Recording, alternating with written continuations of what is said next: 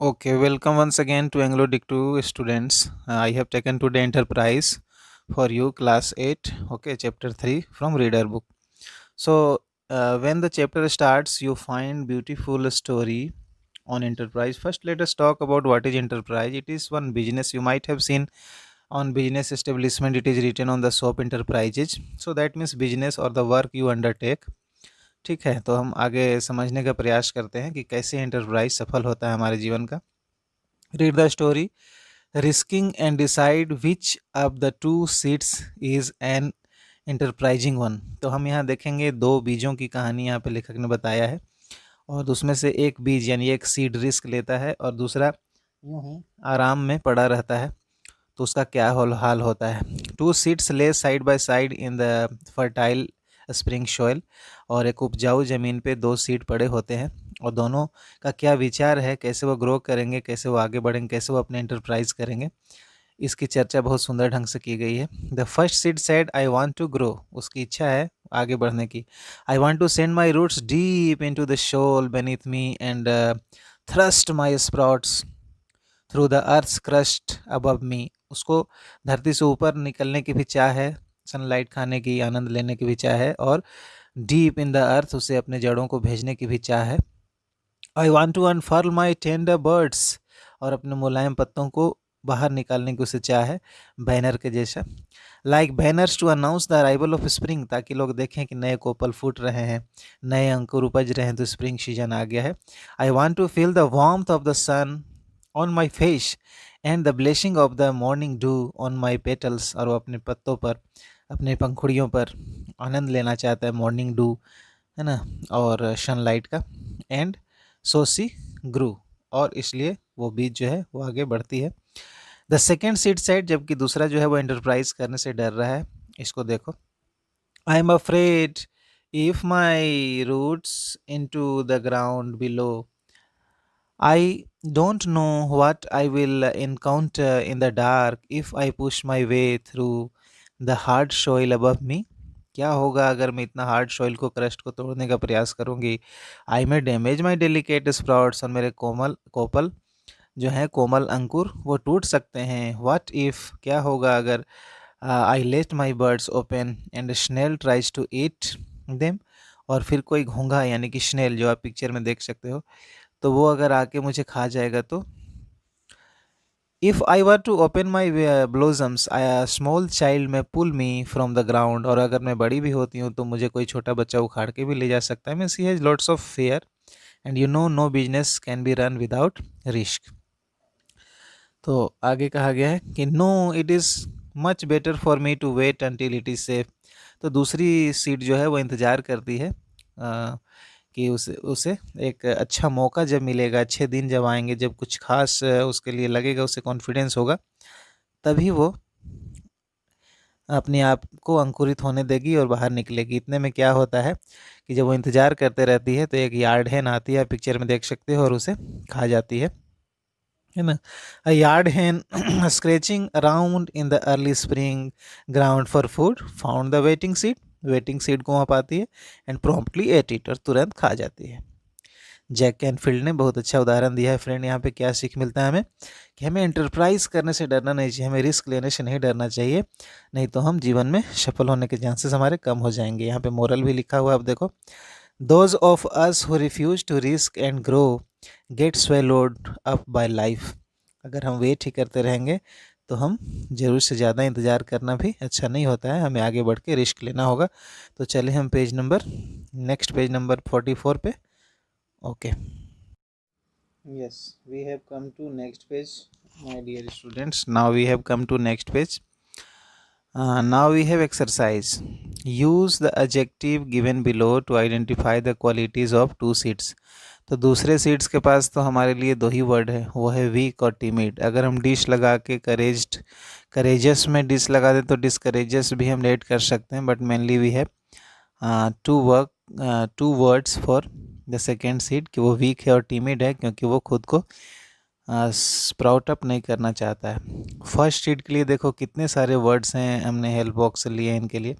Bold, determined, courageous, okay, apprehensive, enterprising, all good words from the box. Taken from the box is for first seed. तो ऐसे आप इसको solve कर लेना, video को stop करके आप देख सकते हो, आंसर किया हुआ है। You are the first seed which is now a plant, what advice would you give to another baby seed so as not to meet the second seed's fate? तो अगर आप फर्स्ट सीड हो तो दूसरे के लिए आप क्या एडवाइस देना चाहोगे, यहाँ पर आपको एडवाइस देना है। तो यहाँ पे लिखा हुआ है कि be bold, be determined. Actually यहाँ पर जो वर्ड्स था बोल्ड, डिटरमाइंड, उन्हीं सब से आपको सेंटेंस बना देने से इसका आंसर बन जाएगा माय फ्रेंड्स। ठीक है, फिर यहाँ पे मैच द कॉलम है जिसको मैच किया गया है। ठीक है, डॉक्टर के प्रोफेशन में क्या रिस्क और क्या चैलेंज है, तो हम देखेंगे कि उसे डीलिंग विथ लाइफ और डेथ सिचुएशन करना पड़ता है। टीचर का क्या रिस्क है कि अगर वो समझा रहा और कुछ समझ में नहीं आ पा रहा है बच्चों को, तो उनका रिस्क है कि imparting knowledge and, second last में पढ़ रहा हूँ, imparting knowledge and inculcating right values, उनके रिस्क होते हैं कि वो कर पा रहे हैं या नहीं। पुलिसमैन का क्या रिस्क होता है लाइफ में, सबसे पहला वाला है नहीं, सबसे पहला नहीं होगा, थर्ड वाला होगा। पुलिसमैन का क्या हो जाएगा, अच्छा देखो कितना अच्छा है कि पुलिसमैन के लिए जो रिस्क होगा वो होगा सबसे लास्ट वाला, tracing hardcore enemies of the society. ठीक है, सबसे लास्ट वाला होगा फ्रेंड। तो मैं सारे को देख रहा था और मुझे कन्फ्यूजन हो रहा था, लेकिन जब सबसे लास्ट को मैंने देखा कि policeman tracing hardcore enemies of the society, और संजोग से यहाँ आंसर किया हुआ है, देखो थर्ड नंबर लिखा हुआ है। बिजनेसमैन का क्या रिस्क होगा, 4 नंबर, कि evolving strategy to improve sales and profit, है ना। फैशन डिजाइनर का क्या रिस्क हो जाएगा, तो 5वां नंबर में आप किसको रखना चाहेंगे, कि फैशन डिजाइनर के लिए क्या रिस्क हो सकता है। तो कैप्चरिंग हार्श रियलिटी तो होगा नहीं, डीलिंग विथ लाइफ होगा नहीं, है ना। क्रिएटिंग न्यू, फर्स्ट वाला इसका हो जाएगा, देखो फैशन डिजाइनर का सबसे फर्स्ट वाला challenge side, creating new and original design, ये होगा उनका चैलेंज। जर्नलिस्ट, पत्रकार के लिए क्या चैलेंज होगा, एंड साइंटिस्ट के लिए क्या होगा। तो जर्नलिस्ट के लिए क्या होगा कि capturing harsh realities of life even at the risk of one's life, और साइंटिस्ट के लिए क्या हो जाएगा, evolving a strategy to improve self and profit तो नहीं होगा। Dealing with life and death situation है तो डॉक्टर का था, तो फिर ये किसका होगा, इम्पार्टिंग नॉलेज तो टीचर का था, ट्रेसिंग हार्डकोर पुलिसमैन का था, तो फिर क्या हो जाएगा, discovering new theories for the benefit of Mankind. हाँ देखो ये ज़्यादा सूटेबल मुझे लग रहा है कि साइंटिस्ट के लिए क्या होगा कि first second third fourth fifth वाला, देखो चैलेंज साइड साइंटिस्ट के लिए क्या हो गया, discovering new theories for the benefit of Mankind. तो इस तरह से आप नेक्स्ट पेज के एक्सरसाइज को कर लेंगे। अब चलते हैं हम पेज नंबर 45 पे। यस फ्रेंड्स, तो नेक्स्ट पेज पे है, देखो एक बहुत अच्छी कविता है जो इंटरप्राइज पे बेस्ड है। इंटरप्राइज चैप्टर पे कैसे इसमें एक लड़का, एक बॉय इंटरप्राइज करता है और एनी हाउ कुछ भी हो जाए, चाहे कोई भी बाधा हो जाए, वो रेनबो को लेके आता है माउंटेन के ऊपर से। तो चलो देखते हैं उसके जीवन में क्या क्या बाधाएं आती हैं उसके रास्ते में। बहुत अच्छे ढंग से इसको लेखक ने कहा है, let's enjoy it. Read the poem Legend about a blacksmith's boy who sets out to capture the rainbow. The blacksmith's boy went out with a rifle. He has some friends now and a black dog. So he has friends, rifle and dog. Mind these things because that you have to answer also. Running behind, cobwebs snatched at his feet. तो पहला बाधा उसको क्या मिलता है, cobwebs. Rivers hinders him, और उस दूसरा बाधा क्या मिलता है, rivers. तो इसे भी आपको आंसर में लिखना होगा, सो गौर से सुनना आप। Thorn branches caught his eyes to make him blind, और थॉर्न ब्रांचेज जो होते हैं, कांटीली जो झाड़ियाँ होती है, वो आँखों में उसकी लग जाती है और उसे ब्लाइंड करना चाहती है। And the sky turn into an unlucky opal, और अभी जैसे बरसात के दिनों में ओपल हो जाता है ना, डार्क क्लाउड, तो वो उसको डराना चाहती है। बट ही डिडंट माइंड, लेकिन उसे परवाह नहीं है। आई कैन ब्रेक ब्रांचेज, वो कहता है, इसको भी आपको लिखना होगा, सो आप याद रखना कि मैं इन बाधाओं को ख़त्म कर सकता हूँ। क्या क्या कर सकता हूँ, I can break branches, I can swim rivers, I can stare out my spider, any spider I meet, और मैं मकड़ियों को लगातार देखकर उनकी आंखों में उन्हें डरा के हटा सकता हूँ। मैं नदियों को पार कर सकता हूँ, मैं ब्रांचेज को तोड़ सकता हूँ, लेकिन मैं जाऊँगा ज़रूर। Said he to his dog and his rifle. तो उसके फ्रेंड्स कौन कौन है अभी? डॉग है उसके साथ और राइफल है। आगे चल के ये भी उसे छोड़ने वाले हैं, देखो तब वो कैसे आगे बढ़ेगा। तो नेक्स्ट पैराग्राफ में मैं पढ़ रहा हूँ, नेक्स्ट कैंटू में। The blacksmith boy went over the paddocks, ठीक है, और घोड़े का बाड़ जैसा होता है ना, वैसे एक बाधा से भरा हुआ रास्ता वो उसको जा रहा है enclosure of the field. With his old black hat on his head mountains jumped in his way. देखिए यहाँ पर्सनिफिकेशन का यूज़ हुआ है। माउंटेन्स तो कूद नहीं सकते, वो आदमी तो है नहीं, लेकिन ऐसा लगता है कि रास्ते में माउंटेन आ गए हैं, वास्तव में वो जा रहा है उनके रास्ते में, लेकिन आर्टिस्टिक ढंग से लिखने के लिए हम क्या करते हैं, ऐसे लिखते हैं mountains jumped in his way. उसका नेक्स्ट बाधा क्या था? माउंटेन। तो mountains jumped in his way, उसके रास्ते में आ जाते हैं फ्रेंड। तो वो क्या करता है उसके बाद? रॉक्स, माउंटेन से रॉक्स लुढ़कने लगते हैं उसके ऊपर। Rocks rolled down on him and the old crow cried. और देखो एक क्रो का पिक्चर यहाँ पे दिया है, तो बहुत ही पिक्चरस्क है ये। तो ये जो कौवा है वो उसे वो कर्स कर रहा है, you will soon be dead. कौवा बोल रहा है कहाँ हो तुम, जल्द ही मारे जाओगे, लेकिन वो डरता नहीं है my friend. And the rain came down like मैटॉक्स, बड़ी बड़ी बूंदे वाली रेन ड्रॉप्स आती हैं। बट ही ओनली सेड, लेकिन वो जो ब्लैक स्मिथ बॉय है वो कहता है आई कैन क्लाइम माउंटेन्स। देखो एक कैंटू में 4-5 लाइन में बाधाएं आ रही है और एक में उसके साहस को दिखाया जा रहा है।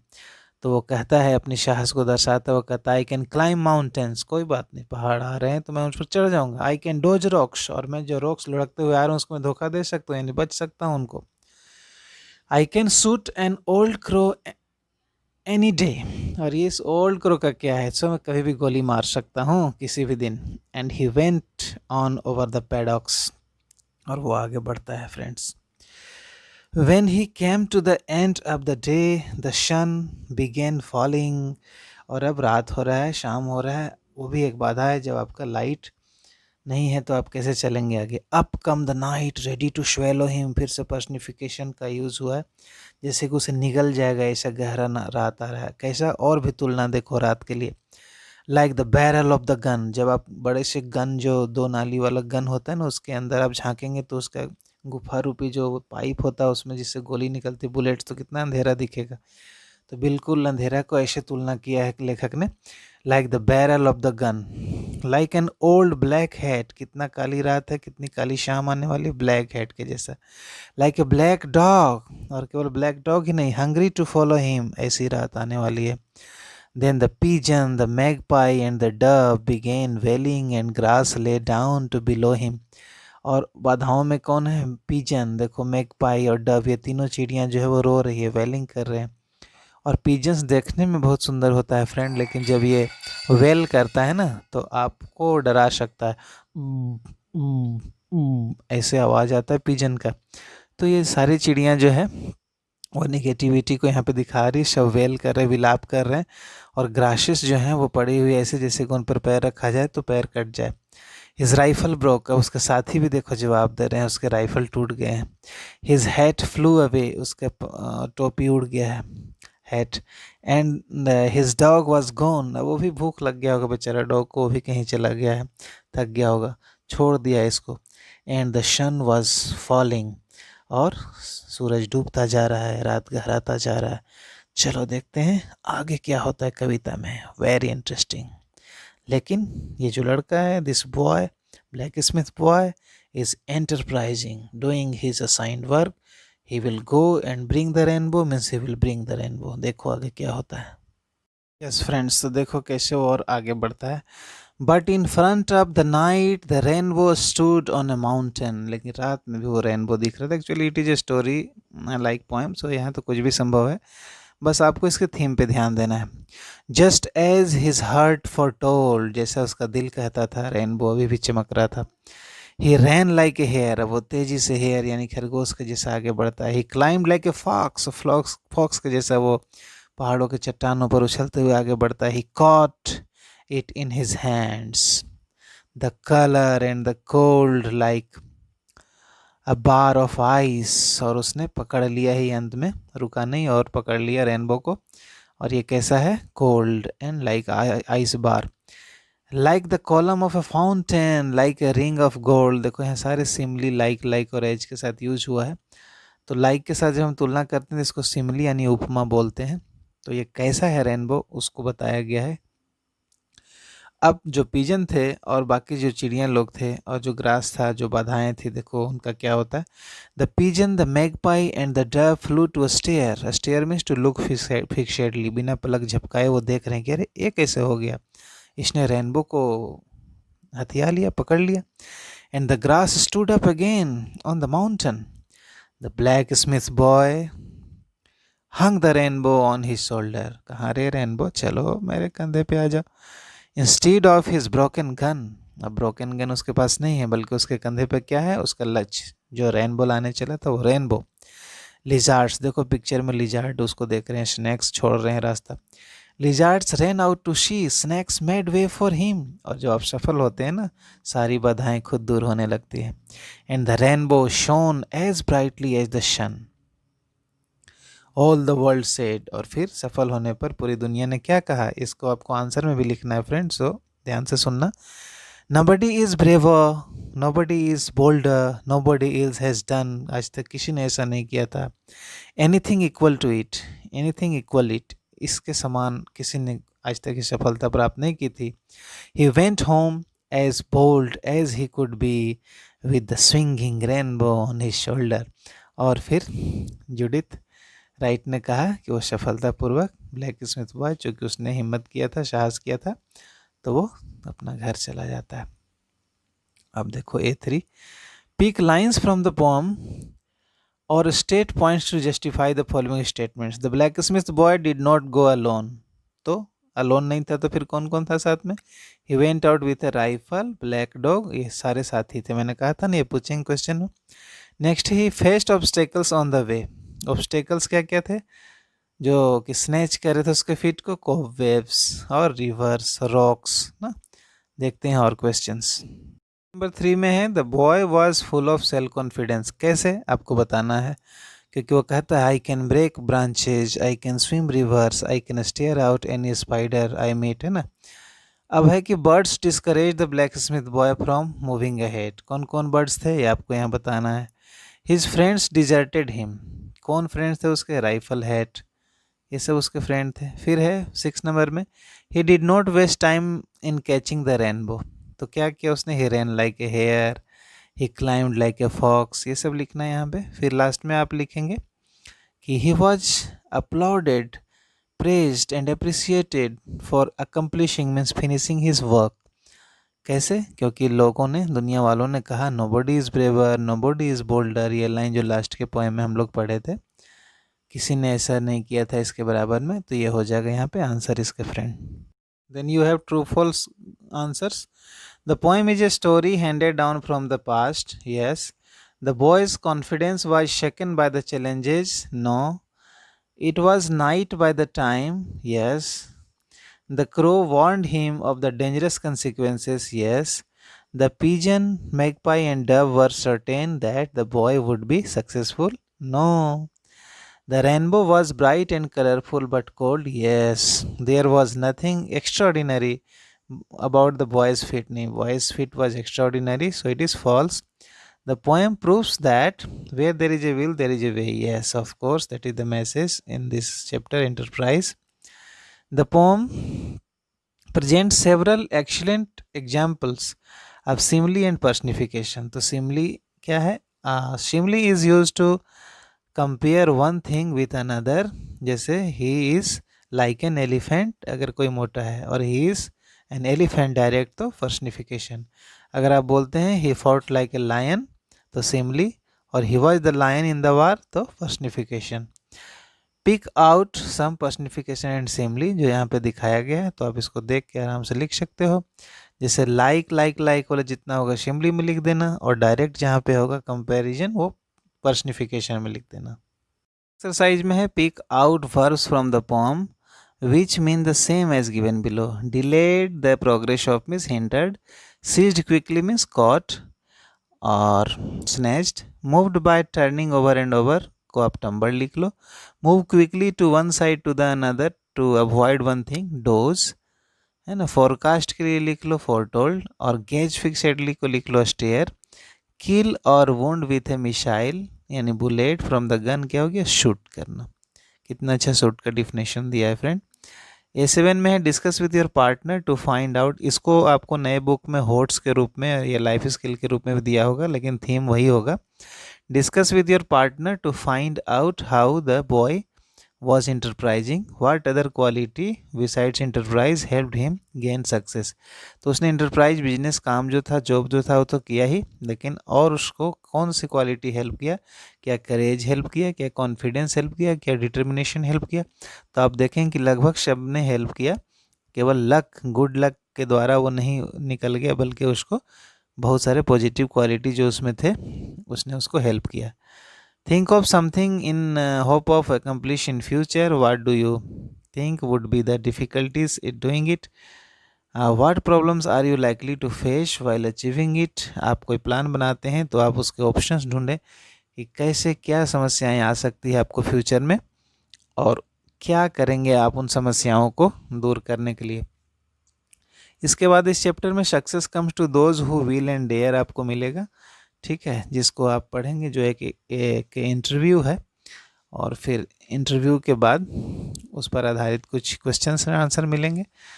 तो फिर मिलते हैं हम लोग नेक्स्ट सेगमेंट में। Thank you.